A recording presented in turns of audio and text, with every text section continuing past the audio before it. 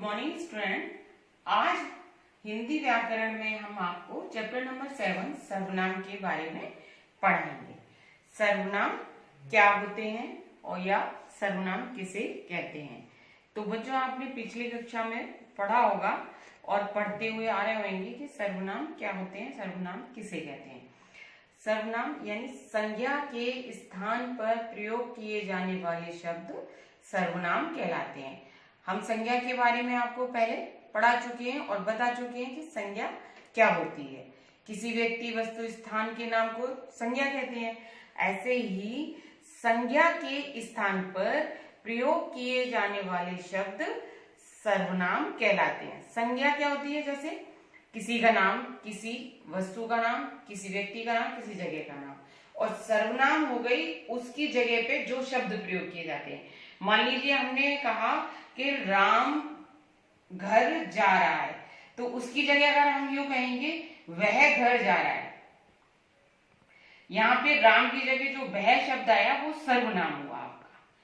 समझ में आ गया? यानी तो समझे बच्चों आप? जैसे मान लीजिए अभी जैसे मैंने आपको कहा कि राम घर जाएगा और उसकी जगह पे हमने कहा कि वह घर जाएगा, वो उसमें जो वह शब्द है वो आपका सर्वनाम हुआ।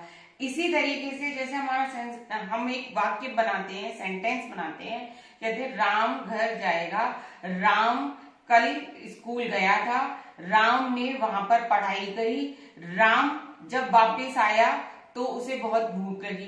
तो हम जब ऐसे बोलते हैं तो उसकी जगह पे हम अगर ये प्रयोग करें कि राम कल स्कूल जाएगा, वह जब स्कूल गया तो वहां पर उसने पढ़ाई की। तो यहाँ पर राम की जगह जैसे हमने वह शब्द का प्रयोग किया, उसने प्रयोग किया, तो उन शब्दों को हम सर्वनाम कहते हैं। समझ में आया बच्चों?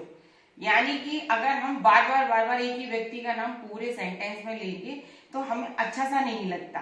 यानी भाषा को सुंदर बनाते हैं सर्वनाम शब्द।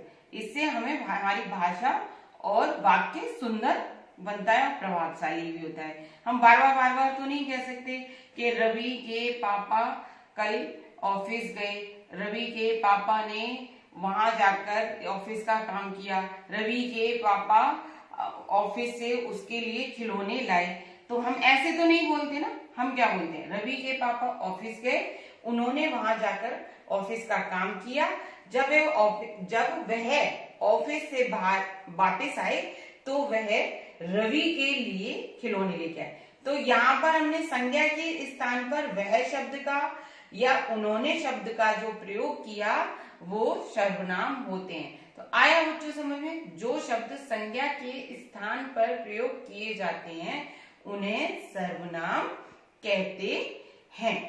तो सर्वनाम किसे कहते हैं? मान लीजिए हम प्रश्न नंबर 1, सर्वनाम किसे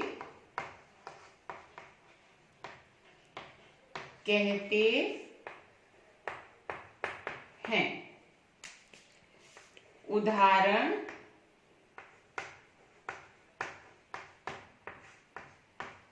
देकर समझाइए।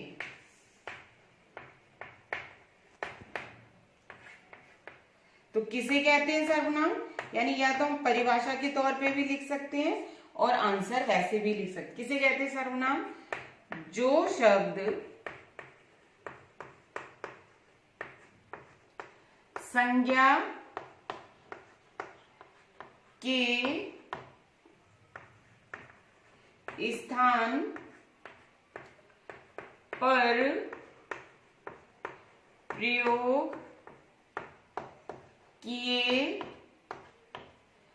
जाते हैं उन्हें सर्वनाम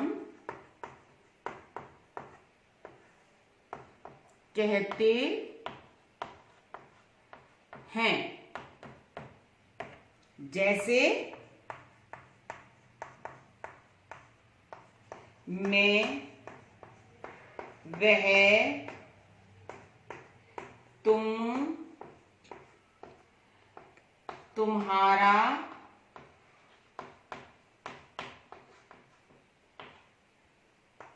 आप इत्यादि। समझ में आया? जैसे मैं के स्थान मैं, वह, तुम, तुम्हारा, आप आदि शब्दों का प्रयोग किया जाता है, वो सर्वनाम कहलाते हैं। जैसे वह, या हम ऐसे भी समझ सकते हैं, जैसे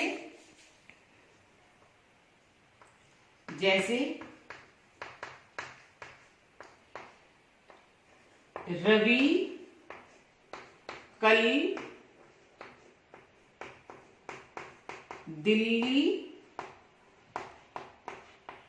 जाएगा। ठीक है। और जब हम सर्वनाम में लिखेंगे, शब्दों के साथ लिखेंगे, तो हम लिखेंगे वह कल, वह वहां पर घूमेगा। तो समझ में आया बच्चों? यहाँ पे हमने लिखा रवि कल दिल्ली जाएगा, वह वहां पर घूमेगा। यहाँ पर हमने रवि यानी ये संज्ञा है, इसके स्थान पर हमने वह सर्वनाम शब्द का प्रयोग किया, तो ये हो गए हमारे सर्वनाम। समझ में आ गया कि संज्ञा के स्थान पर जब हम जिन शब्दों का प्रयोग करते हैं वो सर्वनाम कहलाते हैं।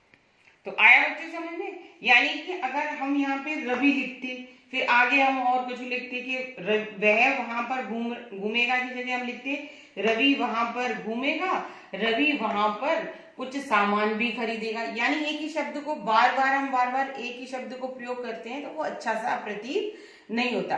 भाषा को सुंदर, शब्दों को सुंदर, वाक्य को सुंदर बनाने के लिए हम संज्ञा के स्थान पर सर्वनाम शब्दों का प्रयोग करते हैं, जिससे हमारी भाषा सुंदर बनती है और अच्छी भी लगती है। तो समझ में आ गया बच्चों कि सर्वनाम क्या होते हैं? जो संज्ञा के स्थान पर प्रयोग किए जाते हैं। जैसे मैंने आपको यहाँ कुछ उदाहरण देकर आपको समझाया, तो उम्मीद है आपको ये अच्छे से समझ में सर्वनाम आ गया होगा। आपको इसको अच्छे से रीड करना है और क्वेश्चन को, आंसर को लर्न भी करना है। तो आज का आपका होमवर्क है